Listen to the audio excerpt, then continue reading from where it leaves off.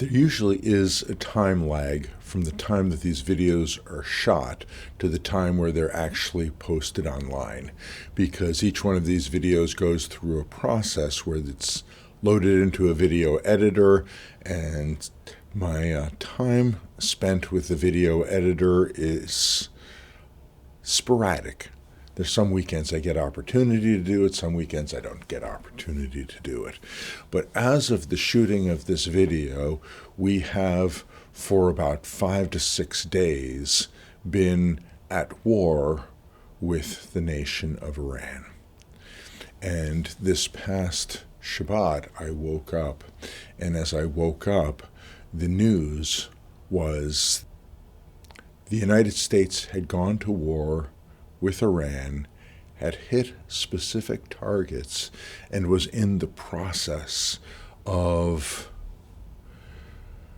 taking the country and moving them away from being a nuclear power that wants to destroy the rest of the world and wants to bring conflict, chaos, and an ultimate fight between Sunni and Shia Muslims to determine which form of Islam is the greatest, after they have wiped out the Jews, after they have wiped out the Christians, after they have wiped out the fence sitters and all the rest of the people who do not fervently and zealously believe in Islam. This is not a part of the Muslim doctrine that is commonly talked about in the West. And when you have a minority population of Muslims in an area, they don't necessarily want to end up talking about how Islam is ultimately an apocalyptic religion, and that those who are like the Ayatollahs in Iran are the fundamentalists and the people who most fervently believe in the religious system. But it's going. It's happening. We're in the midst of this. There is discussion as to whether or not this is going to be a quick series of strikes and getting out, or whether this might end up becoming more of a war that the United States gets mired in and that goes on and on. And the truth of the matter is, at this point in time in the United States, we don't really have stomach for long, protracted, ongoing conflicts. We like things that are fast. We like things that we are told are effective. We like things where we get out and where the world goes back to what we perceive as being normal.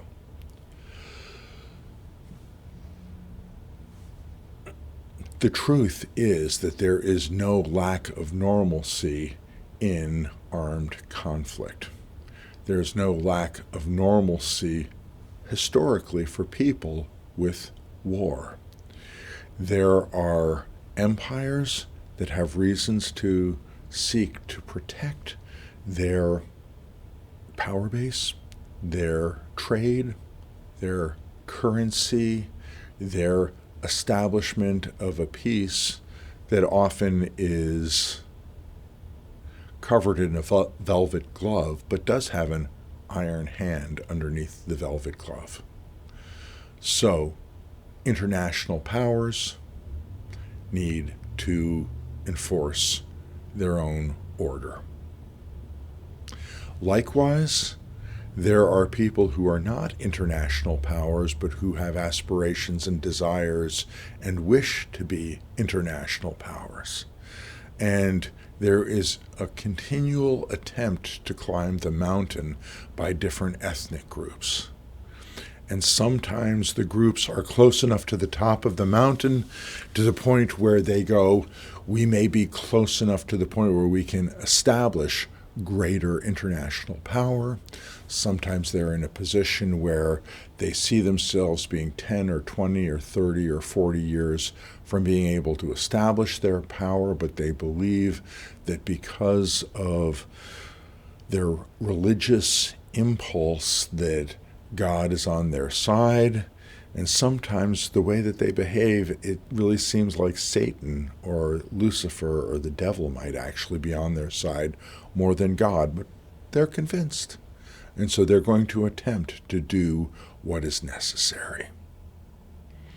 It's an interesting time, and one of the things that, based on a lifetime of experience that reaches from the trailing end of the baby boomers into today,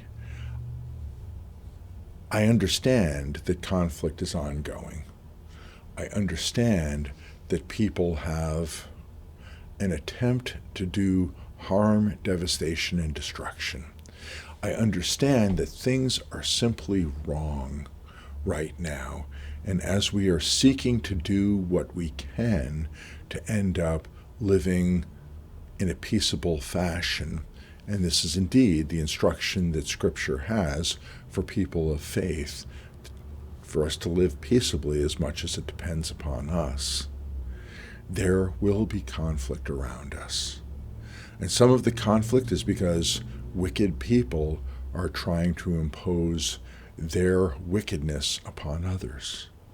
Some of the conflict is because people who are already vastly wealthy want to take what little has been left to the rest of society and make themselves even more wealthy without even considering that they're crushing people who are already disadvantaged to them.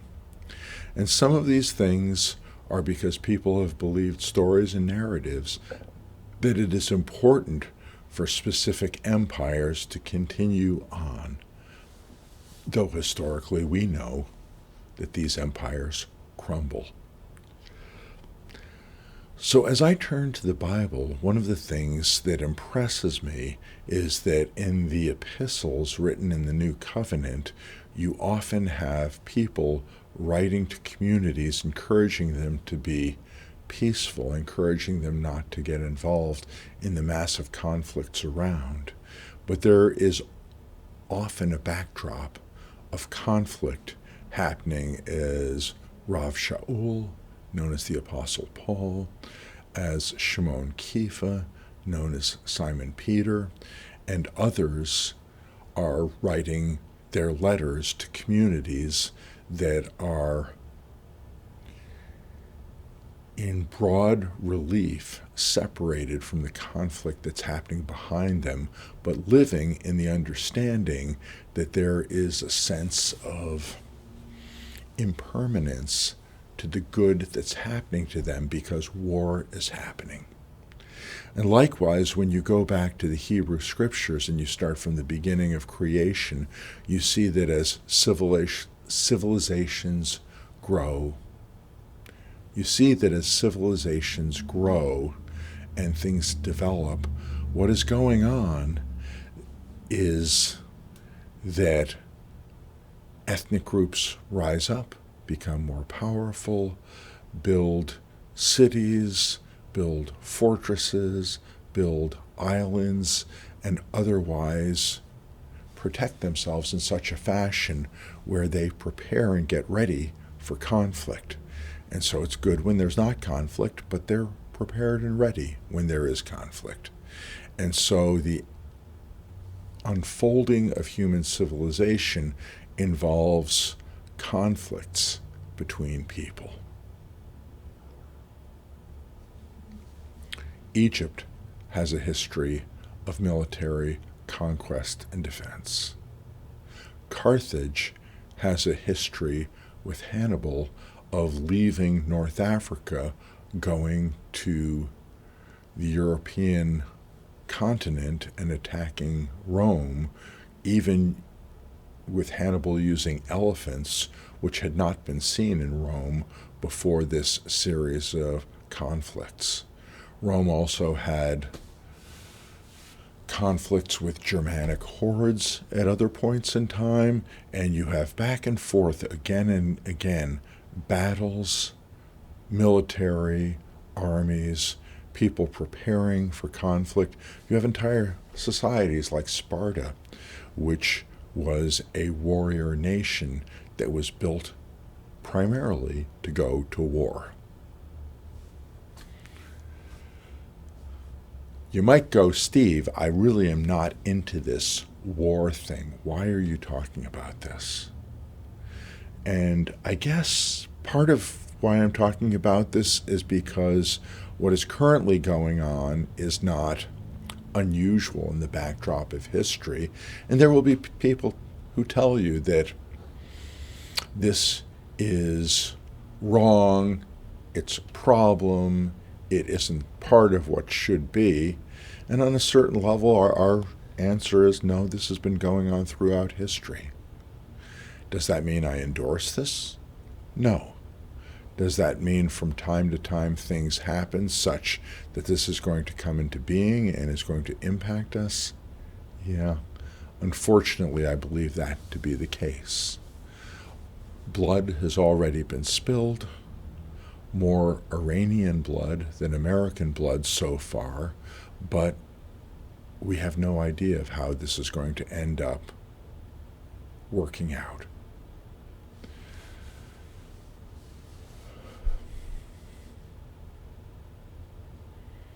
Your faith cannot be based in things simply going the way that you hope they're going to go. Your faith has to be based in the understanding that there is going to be wars, there's going to be rumors of wars, there's going to be conflict, there's going to be death, there's going to be destruction. Some of the people who are going to die are people who signed up to be involved in a military where they knew this could cost them their lives, and they had higher or greater purpose for signing up. Some of the people who went into the military ended up honestly thinking that we have been so far from an all-out war for a long period of time that they thought that they could get education benefits, they thought that they could end up getting other things going on, they thought they could get promoted, they thought they could get a good job, and they did not expect the day would come when the Department of Defense would be turned into the Department of War, and that the military would be used as a point of compliance, conforming other populations to the will of this military machine. But we are here. It is going on. And I would really encourage you to read the Hebrew Scriptures, because the Hebrew Scriptures talks about a people who want to live in peace, but who are required to go to war. The Hebrew Scriptures talk about a people who are powerful and able to exert their will on other nations, such as the time of the kingdoms of David and Solomon. Scripture talks about eras and times where people who were the underdog were able to use guerrilla warfare tactics in order to oppose massive and enormous militaries and armies. Scripture talks about how humanity relates to each other. And by understanding what has happened in the past, you're going to have more clarity, more understanding, and a better look at what could be happening in the present or in the future. So Scripture does not always talk to us simply about a time of shalom, a time of peace, a time of industry, and a time of prosperity. But Scripture also talks to us about sometimes what ends up happening is we are in a place, we are in a position where we have to be ready for conflict that either we bring upon somebody else or somebody else brings upon us.